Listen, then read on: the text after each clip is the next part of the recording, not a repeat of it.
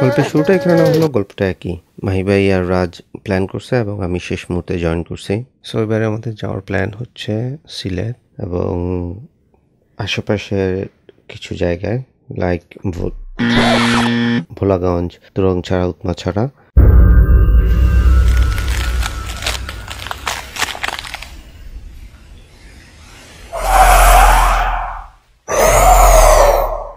রাতের 2টা বাজে ইমরান ভাইয়ের বাসায় সবার মিট করার কথা।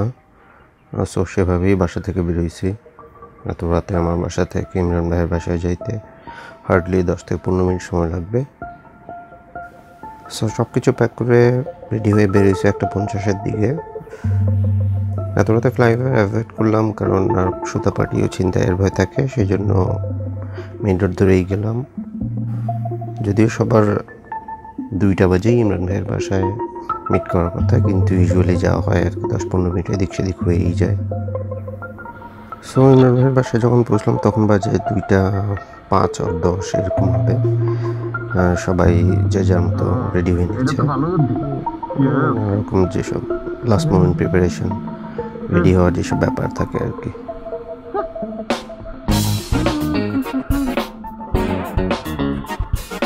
ইমরান ভাই বিদায় নিয়ে নিচ্ছেন।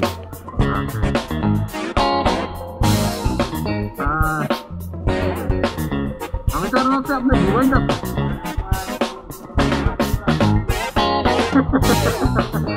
আমি তো আপনি দুবাই যাচ্ছেন। তো ফাইনালি সব কিছু গোছগাছ করে প্যাক আপ করে আমরা বেরোতে বেরোতে বাজছে 2:30-2:30টার মতো। সো ফার্স্ট থিং ফার্স্ট, সবাইকে গ্যাস নিতে হবে। তো ইউজুয়ালি আমরা চট্টগ্রাম থেকে যখনই বের হই না কেন আমরা সবাই হাক্কানি থেকে তেল নেওয়ার চেষ্টা করি। সো আমাদের ফার্স্ট ডেস্টিনেশন হচ্ছে হাক্কানি থেকে গ্যাস নিয়ে তারপর আমরা সোজা চলে যাব ফেনী, আর অ্যাটলিস্ট সেটাই প্ল্যান।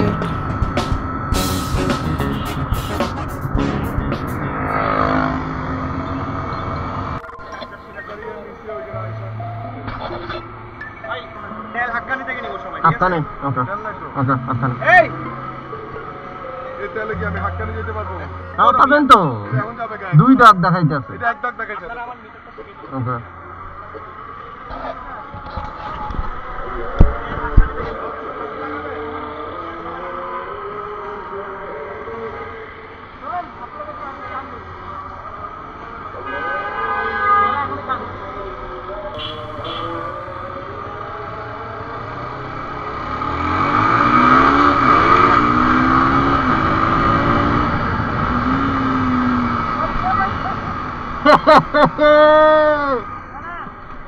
কই যান?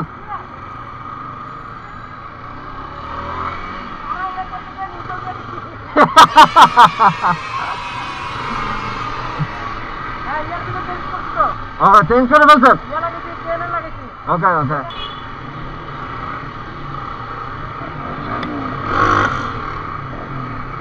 হ্যাঁ, বম বম বম। আল্লাহ হাফেজ।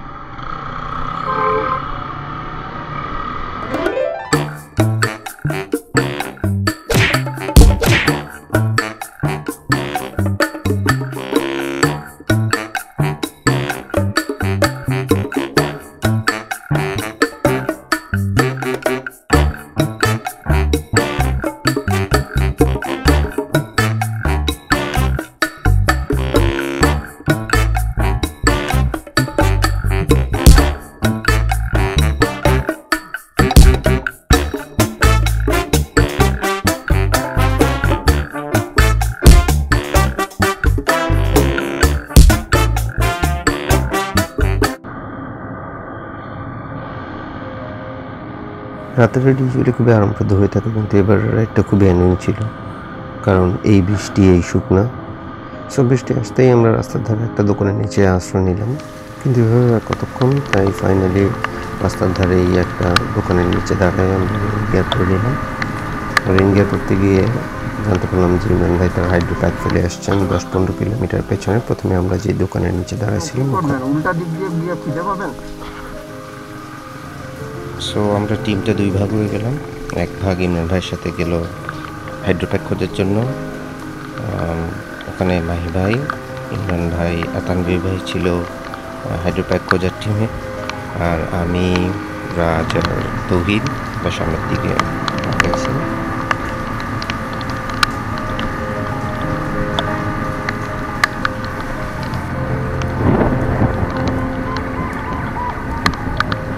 ফাইনালি যখন ফজর আজান দিল তখন আমরা বারুইয়ার হাটে, এবং আমরা সিদ্ধান্ত নিলাম যে এখানেই বসে থাকি, কারণ কখন না কখন কোথায় আবার বসার সুযোগ পাবো, সো এখানেই বসে থাকি। ওনারা আসুক, আসলে একসাথে আমরা আবার সামনের দিকে আঁকবো।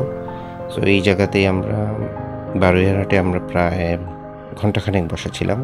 এখানে আমরা হালকা নাস্তা করছি, নামাজ পড়ছি, তারপর রওনা দিতে দিতে প্রায় ভোরের আলো ফুটে গেছে। দেখতেই পাচ্ছেন যে একদম ভোরের আলো ফুটে গেছে। এখন আমাদের গন্তব্য ছিল ফেনী ফ্লাইওভার, কারণ ওখান থেকে আমাদের সাথে আরেকজন অ্যাড হবে, মুন্না ভাই।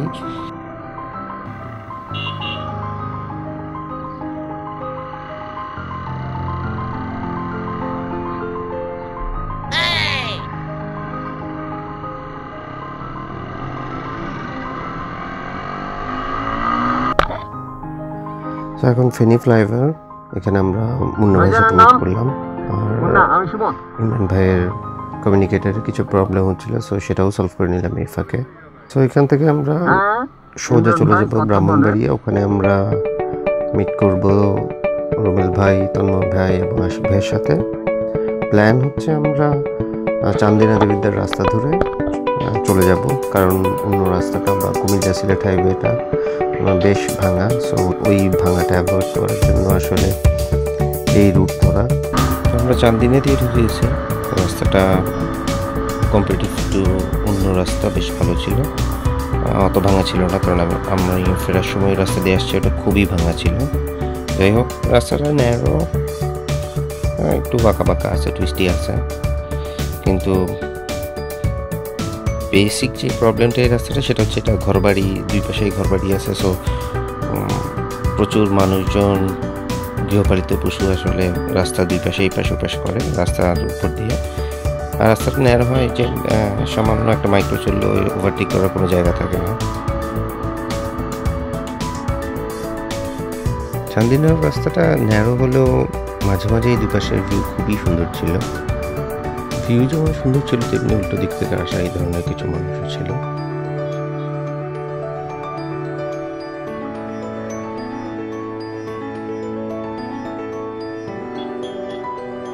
একটা অবাক করার ব্যাপার ছিল যে মাহিমের তেল খুব দ্রুতই শেষ হয়ে গেছে আসলে, এই যে উনি এখন রিজার্ভে দিতে হয়েছে চান্দিনাতেই।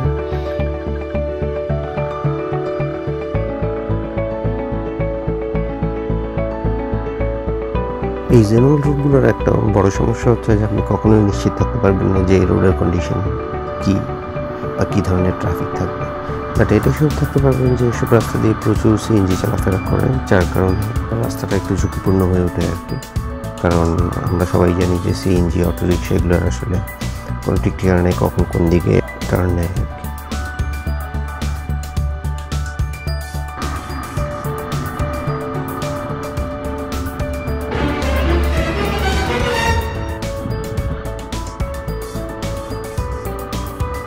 আমি ইউজুয়ালি খুব একটা গ্রুপ ট্যুরে জয়েন করি না, এটা আমার 3rd গ্রুপ ট্যুর। আর এই 3টা গ্রুপ ট্যুরই মাহি ভাই, রাজের সাথে। আমি ইউজুয়ালি সলো ট্রাভেল করতে খুবই পছন্দ করি, কমফোর্টেবল লাগে, তাই গ্রুপ ট্যুরগুলো একটু এক্সাইটিং প্লাস একটা প্রেশারের মধ্যে থাকি।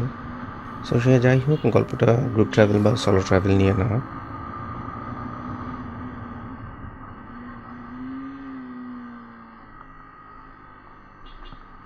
এখন এখানে একটা ছোট্ট বিরতি নিয়ে নিব আমরা। এই বিরতিগুলো মাঝে মাঝেই খুবই হ্যান্ডি হয়ে থাকে, প্লাস অনেকক্ষণ রাইড করার পরে যেই এক্সস্টন সেট ইন করে সেটা আসলে হইতে দেয় না আর কি।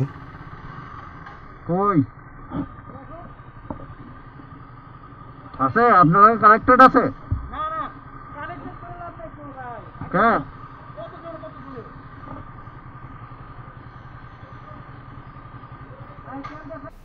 কি হচ্ছে? কেমনে বুঝলে খাওয়া যাচ্ছে না? এইটা এইটা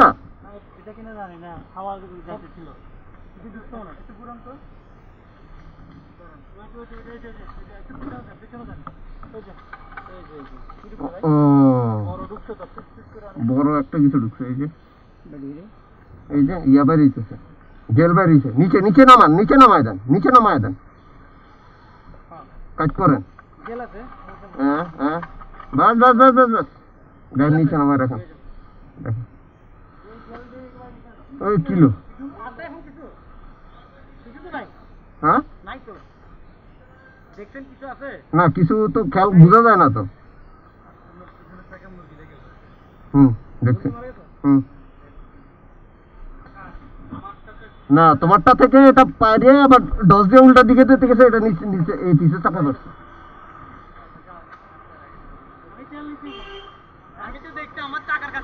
হ্যাঁ, ওটা আইসা আবার উল্টা, ততক্ষণে আমি আবার এদিকে ঢুকে গেছি একদম চাকার তলে।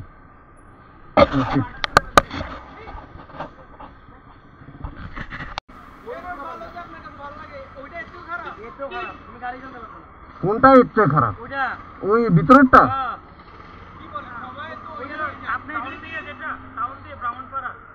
ওইটা বলে ভিতর।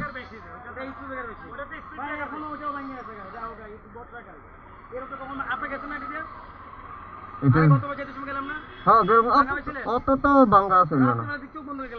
হ্যাঁ সেটাই। হ্যাঁ, এবার রাস্তা ভাঙছে বেশি।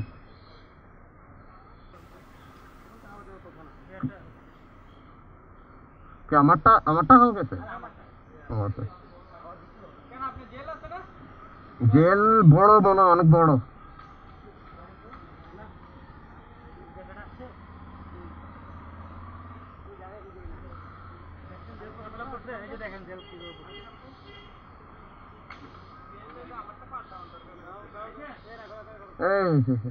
মনে হয় তো হয়েছে।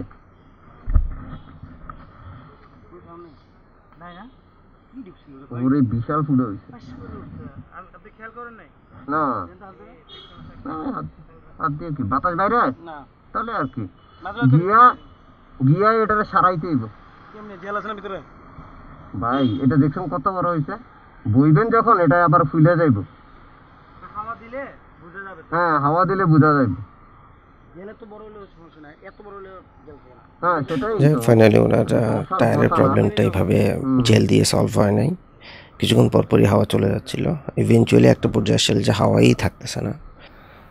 এত সকালে আমরা যে 2-1টা টায়ারের দোকান খোলা পাইছিলাম, কোথাও টায়ারের লিক সারানোর কোনো ব্যবস্থা ছিল না। সো ফাইনালি ইমরান ভাইয়ের কাছে একটা স্ক্রু ছিল, ওই স্ক্রুটা নিয়ে আমরা টায়ারের লিক সারাইছি। আর ওভাবেই আমরা সিলেট পর্যন্ত গেছি। কোনো কারণে ভিডিও কলগুলো কানেক্টেড হয়ে যাওয়ায় ব্রাহ্মণবাড়িয়ার পরের রাস্তার ভিডিওগুলো সব নষ্ট হয়ে গেছে। যাই হোক, আমরা ব্রাহ্মণবাড়িয়া পৌঁছে তন্ময় ভাই, আশিক ভাই, রুবেল ভাইয়ের সাথে মিট করে আমরা সবাই একসাথে সিলেটের উদ্দেশ্যে রওনা দিয়েছিলাম। সো আমাদের উদ্দেশ্য ছিল সাতছড়ি জাতীয় উদ্যানের রাস্তা ধরে সিলেট পৌঁছানো। ফাইনালি আমরা সিলেট পৌঁছাইছি প্রায় 3টা সাড়ে 3টার দিকে। যাই হোক, ভিডিও অলরেডি অনেক লম্বা হয়ে গেছে। সো তৌহিদের ক্যামেরা থেকে সাতছড়ির কিছু ভিডিও ফুটেজ দিলাম। Hope you enjoy the rest of the video. Next ভিডিওতে আমরা ভোলাগঞ্জ, তুরংছাড়া, উপমাছাড়া এই অংশটুকু কভার করব। টিল দেন, প্লিজ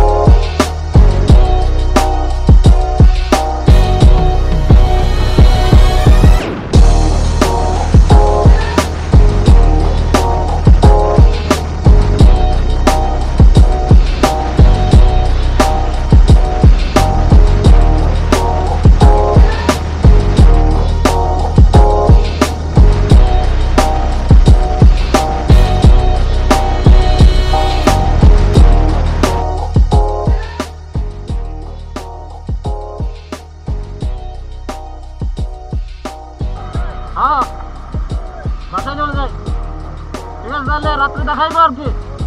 আল্লাহ হাফেজ।